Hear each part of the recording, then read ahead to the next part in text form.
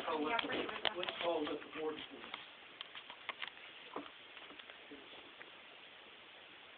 for the name of people older than Daddy lived there. When did you get your first radio? When do you remember the first radio? Did I get my first what? Radio. When did y'all have your first radio?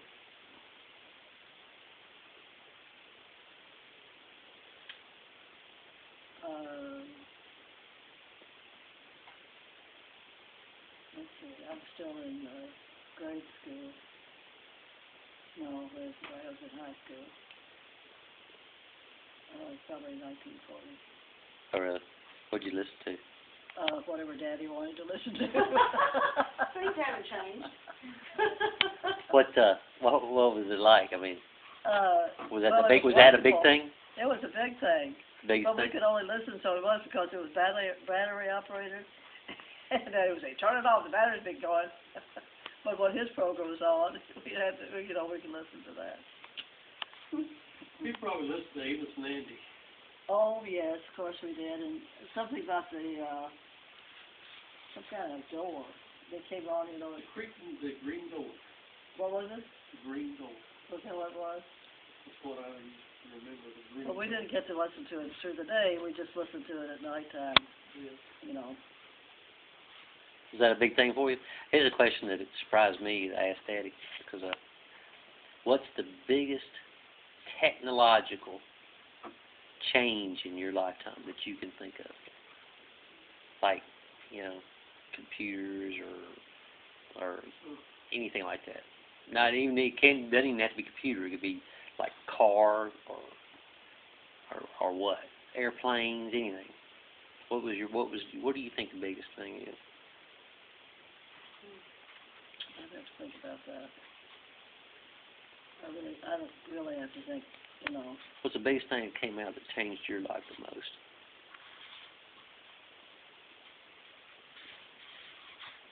Probably electricity. Electricity? At what point in your life did electricity come to your house?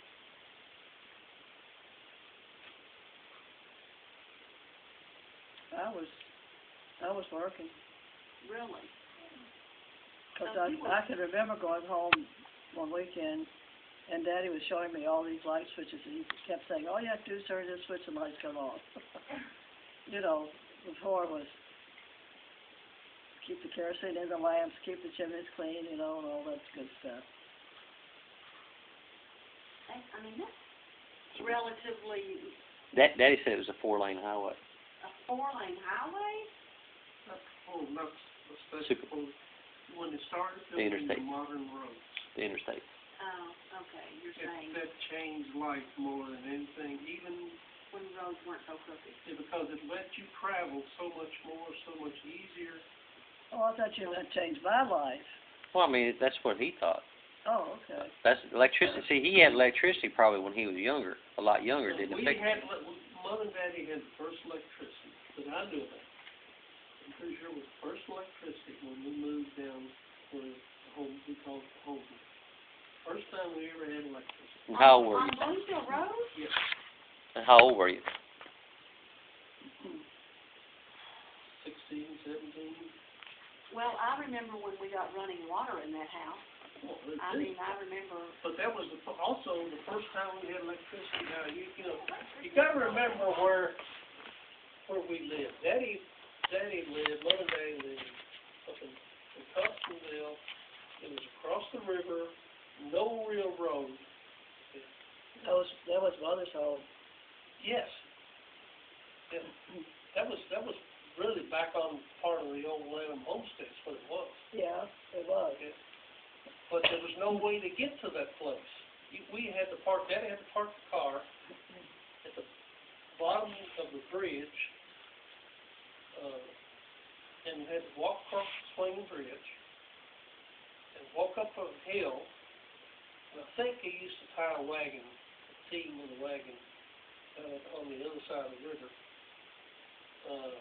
Most of the time, so Mother and the kids could ride up the hill.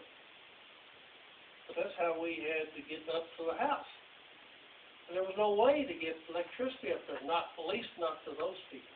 You didn't have trucks that went around and set poles and big long spools of wire or whatever, pull them out from one end, you know. A bunch of men would drag it across the field until they couldn't drag it anymore. And they'd tie it together and they'd drag another piece. Okay. And that's how they ran the lines the first time. It wasn't automated and all that kind of stuff. So there's no way to get lights back there. So we didn't have electricity until we moved down on the... That was about, when, 1950? Probably 50. No. I was in the 8th grade. Oh, well, that was when I was in the 8th grade when Mother and Daddy moved there. We were talking about where he died, the hospital he died. Yeah. So what was your first car ride? You remember that? It was a Model T. Was it a Model T? Mm-hmm. How old were you? Scared to death. Really? Go fast? My brother was driving and he didn't know how to drive. Who was your brother? Which brother? The one we've been talking about. Scott? He'd never driven anything but a mule, and he got in that car. And I guess Mother I don't know why she let me get in. Maybe she didn't know it, I don't know. Where did he get a car? Had he bought one? It was Pete's. Oh. How old were you? I was 4 or 5. Oh, really? Scared you to death, huh? Oh, Lord, I was terrified. Daddy used to tell the story about how during the Depression people would abandon their vehicles. Do you remember that? Yes. Oh, yeah. And I don't remember a particular incident, but I know, that they did it. they would just walk off and leave it after a certain period of time. If it sat there, you could claim it. You know, you could take a team of mules and pull it in. Well, Daddy, there was this truck, it had a flatbed, and he had been watching this for whatever the measured period of week or 2 weeks or whatever it was. And on the last day, when the day came that, he felt like he could go haul it in, he was gone. Mother said he was so disappointed. Of course, I guess he was going to pull it in and park it in a barn or something, Can you imagine just walking off and leaving the vehicle? No, but, well, I can imagine having to do it, It's, I'm telling you, it's something that you never, ever forget. So what was so much harder about it than 10 years before? I mean, y'all, from what Daddy said, y'all lived off the land anyhow, didn't you? Pretty much?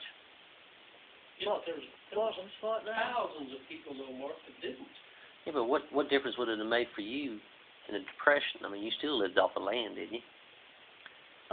Well, I mean, what yes, did you do? We lived, we You did. were pretty much self-sufficient, so if the government if you didn't have a job, you still did the same thing. I mean, you might not have had a new dress or a new whatever, but you still ate, didn't you? Are you talking about us? Yeah. Or the people that were on the road? No, I'm talking about y'all. Well, we always had food except that one winter. And that was because of the drought. But so it wasn't, the Depression itself wasn't that bad. It was just seeing everybody else that was bad. Well, it didn't affect us too much because we were poor to begin with. That's a fact, we were.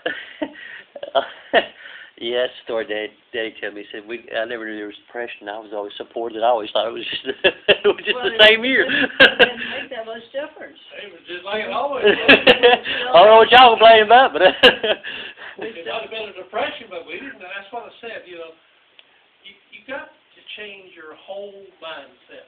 You asked about the presidents. Well, we didn't, I still say, we didn't know who the president was. We would have heard it. But it went over your head. You were a kid. You're not going to worry about who the president is anyway. And you never heard about it. But one man got mad about something that happened. And always blame the president. Same thing as the big thing. Always blame the president. But it was so rare that anything they did that affected what you did or what we did when we were living out on the back road. That's true. Trying to scratch dirt for a living, it never affected you.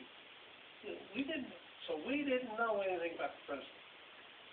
Well, You it know, affected us in some ways, like you couldn't pay the doctor, I know. those kind of things, you know? Where it would have affected people like Daddy's family, like Papa, and all of that generation, you wouldn't even have had the money to buy salt. Mhm. There was no way to get the salt. Mhm. No way to get sugar, really. You know, some of the old people used to substitute carbon molasses. Yeah, Okay? that's true. And they could make do to a certain extent without sugar. But you couldn't do without salt. And there was no money to buy salt with for some periods of time for some people. Now that didn't. It was like you said, they found a job, some work someplace for a week. So you had money to go buy salt. But you might not find another job for 3 months. Save your salt. That's right.